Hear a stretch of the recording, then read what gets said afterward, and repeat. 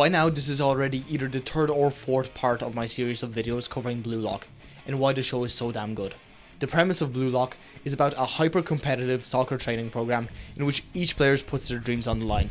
And if you need a better synopsis than this, just go watch one of the other videos, or better yet, watch the show itself. I'm already 6 episodes into the show, and I can guarantee you it's going to be worth your time, so get to it. The show explores what I would refer to as a monster mindset, and the 4 major keystones of this mindset are present from the very first episode. And the one we're going to cover today is specifically about not letting regret fuck with your judgment. 2 characters play a part in exploring this theme. The first one being the main lead, Isagi. The first match Team Z plays begins as an absolute disaster. Blue Lock is a hyper-competitive program where if you're not the best, you're worthless. Because of this, Team Z can hardly even be called a team. Everyone's trying to hog all the glory to themselves, and the team is completely cannibalizing itself. With each goal the enemy team scores, Team Z gets progressively more tilted. By half time, the game essentially looks like an average Overwatch lobby. Isagi and Bachira are the only 2 to hold any mutual respect for each other. Only by working together, Bachira is able to set up Isagi with a potential goal, but being contested by the opposing team, Isagi has a difficult choice to make. He can attempt a shot, or pass to a teammate to his right. What's notable is that this exact situation has already happened before. Before entering Blue Lock, Isagi faced the exact same decision. He had possession of the ball, and he was about to get intercepted. His teammate was clear on his right flank. He passed. His teammate missed. Isagi's decision unarguably led to their defeat. He was devastated by the loss. Who wouldn't be? Which brings us back to the current moment. Isagi has a choice. He can try to score from his shitty position, or he can pass to his teammate. Last time his choice lost him the game. Here's where everyone weak would hesitate. But a monster doesn't. The importance of this decision has nothing to do with the power of anime friendship. It also has nothing to do with teamwork. Why do you hesitate? It's not because the decision is hard. You're not stupid. You've read the title of the video. The reason most people hesitate is because of regret. Most people in Isagi's situation would conflate their past defeat with their current situation, and because of that they would hesitate. They would let their feelings of regrets dull their current judgment. You hesitated because you've probably made a fool of yourself before. Maybe you've said something absolutely stupid. Maybe you've interrupted someone by accident, or maybe you just got flat out ignored. You regret that decision because it caused you pain. Now every time you want to speak up, that feeling of regret invades your mind like some unskippable YouTube ad that plays in the back of your head. Regret is powerful and extremely useful when used right, but you have no idea how to use your regret correctly. Regret is a signal for you to reflect on your own decisions. Something fucked up, it sucks, your brain makes you feel regret.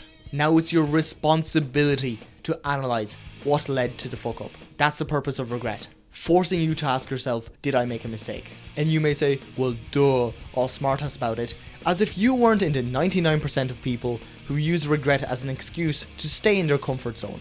You and most people don't use regret to ask yourself, did I fuck up? Hell, most of you don't even use it to ask yourself how you fucked up. You simply accept the fact that the situation fucked up and just shrink your comfort zone from there on out. The average dude who embarrasses themselves trying to talk to a girl isn't immediately thinking to themselves, shit, what did I do wrong? Or, what can I learn from this mistake? No. Now they consider approaching a girl embarrassing. They regret something that led to pain. And now they're going to overthink it every single time. Most people trap themselves in their own regret. People like Chigiri. Chigiri was a star before entering Blue Lock and facing a serious leg injury. Although the injury did heal, the risk of permanently injuring his leg has greatly increased. This regret froze Chigiri. He's lacking confidence and he's hesitant at every decision he makes. And this is something that is extremely normal in his situation. But normal average people with normal average mindsets don't win. But Chigiri, no, what you need is a monster. A monster of victory. And I don't mean some stupid beast. A monster is focused, determined, decisive, unyielding, and egotistical. To be more focused and decisive, you need to forget about your past pain and regrets and only keep the lessons you've learned from them. Isagi made a decision that led to failure, but the reasoning behind that decision wasn't flawed. The optimal choice at that time was to pass the ball. Although the outcome was a loss, his reasoning wasn't at fault. That's why Isagi is able to pass the ball without hesitating. Here are 2 specific, actionable steps that you can implement immediately to start fighting back against regret. From now on, every time you need to take an important action, just think of these things. If everything went perfectly, would future you be proud of yourself? If everything went wrong, how bad would it be?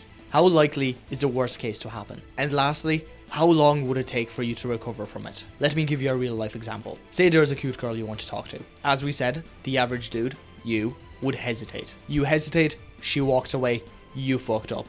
At this point, if you try to catch up to her, you're only going to startle her, and everything is going to go downhill from there. Then you would feel awkward, and you were already thinking of how embarrassing this would be in the first place. It's a self-fulfilling prophecy. Now, imagine instead you rocked up thinking that if you're confident, she could be into you. If you got it, your boys would be proud of you, you'd have someone to watch Ghibli films with, and your right hand could finally retire from its 9 to 5. Future you would be proud.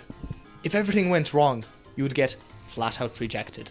It'd be pretty embarrassing. You know, maybe her friends would laugh at you, maybe the whole fucking year would laugh at you for like 2 or 3 days. How likely is that? Not really. Chances are, at worst, you'd get told some shitty excuse like she's not interested in relationships right now, and then you'd feel awkward for like 2 weeks. Tell me, how is taking that risk worse than your current strategy of doing absolutely nothing until she gets taken, and then feeling like a piece of shit anyway? And that is to completely ignore the reality that rejection in anything, whether it's friendship, dating, or business, is a numbers game.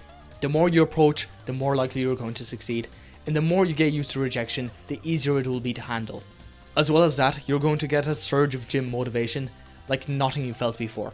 So I think that's a win-win. Alright, and the second method is to start journaling. Your mind is a fucking mess. Now, to give you credit where credit's due, you've watched like 5 or 6 minutes of this video, and there's probably like 3 comments to read, so you've actually had to pay attention so far. So you may already be a step ahead of most people. But because of our phones, instant gratification, and extremely short form content, your attention span is fucked. And the real danger here isn't the fact that you can't read for 30 minutes without getting literal ADHD symptoms, although that is pretty big as well.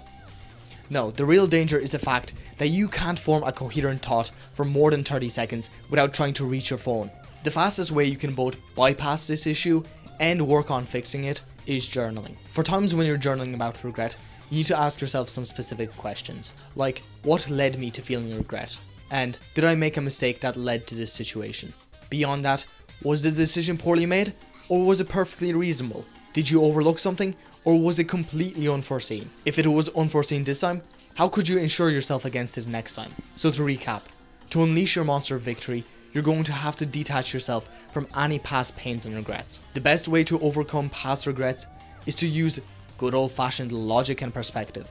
And the best way to deal with any new regrets is to critically analyze the situation that led up to them. So get to it, I'll see you next time.